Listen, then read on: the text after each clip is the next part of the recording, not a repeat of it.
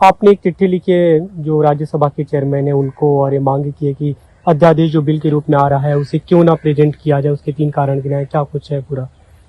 आज मैंने भारत देश के उपराष्ट्रपति और राज्यसभा के आदरणीय सभापति जी को एक चिट्ठी लिखकर, एक पत्र लिखकर साफ तौर पर यह बात रखी है कि दिल्ली सरकार की शक्तियां छीनने वाला जो अध्यादेश केंद्र सरकार लाई है उसे संसद में पेश करना, उसका इंट्रोडक्शन नाजायज है, अनुचित है, इम्परमिसिबल।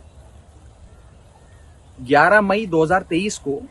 सुप्रीम कोर्ट की संवैधानिक पीठ ने, कॉन्स्टिट्यूशन बेंच ने एक सर्वसम्मति से यूनानिमस निर्णय दिया था, जिसके तहत तमाम शक्तियां अफसरशाही से संबंधित, सर्विसेज से संबंधित, अफसरों से काम लेने की, उनको काम देने की जो शक्ति है वो चुनी हुई, लोकतांत्रिक ढंग से चुनी हुई अरविंद केजरीवाल जी की सरकार में है। ये बात सुप्रीम कोर्ट ने अपने निर्णय के माध्यम से सिद्ध करी। 11 मई 2023 को यह फैसला आया और मात्र 8 दिन के भीतर केंद्र सरकार एक ऑर्डिनेंस लाकर, एक अध्यादेश लाकर इस फैसले को उलट देती है, पलट देती है, ओवरटर्न कर देती है। इस अध्यादेश को अब राज्यसभा में इंट्रोड्यूस करने की कवायद केंद्र सरकार द्वारा की जा रही है कि राज्यसभा से और लोकसभा से इस पे मोहर लगवाकर इसे कानून के रूप में तब्दील कर दिया जाए। इसे देश की संसद में पेश करना, इसे इंट्रोड्यूस करना गैर कानूनी होगा, इम्परमिसिबल होगा, नाजायज होगा, और इसके 3 मुख्य कारण हैं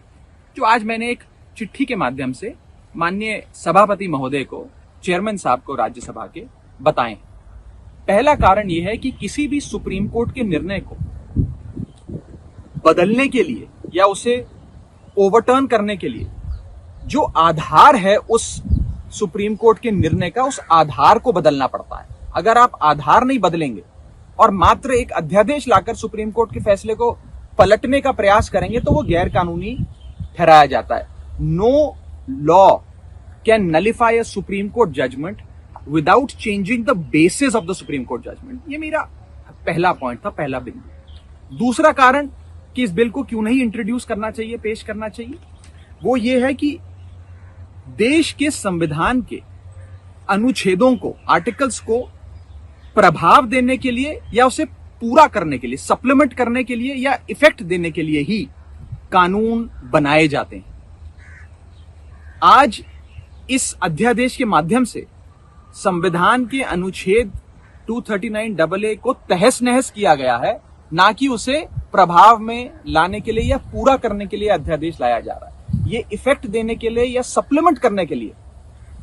संविधान के आर्टिकल 239AA को नहीं लाया गया कानून। ये कानून उस अनुच्छेद की धज्जियां उड़ा देता है और संविधान का जो असल लेटर एंड स्पिरिट है उसे तार तार करता है। ये दूसरा कारण है कि क्यों नहीं इस प्रकार का कानून संसद के भीतर लाया जाना चाहिए। और तीसरा और सबसे महत्वपूर्ण कारण जो मैंने अपनी चिट्ठी में भी लिखा है कि क्योंकि अब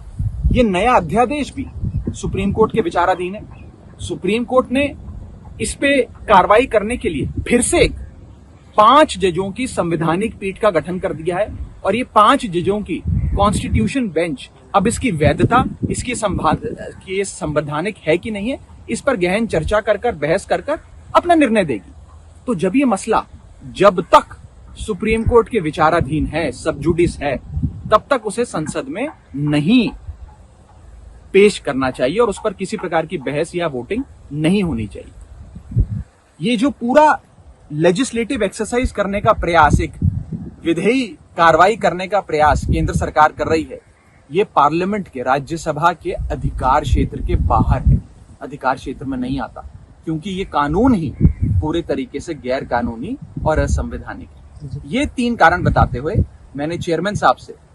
विनती करी है कि इस कानून को विड्रॉ करें, इसे कतई भी इंट्रोड्यूस ना होने दें, पेश ना होने दें, और केंद्र सरकार को ये हिदायत दें कि इस प्रकार के गैर कानूनी अध्यादेश या गैर कानूनी बिल्स पार्लियामेंट के भीतर नहीं आने चाहिए।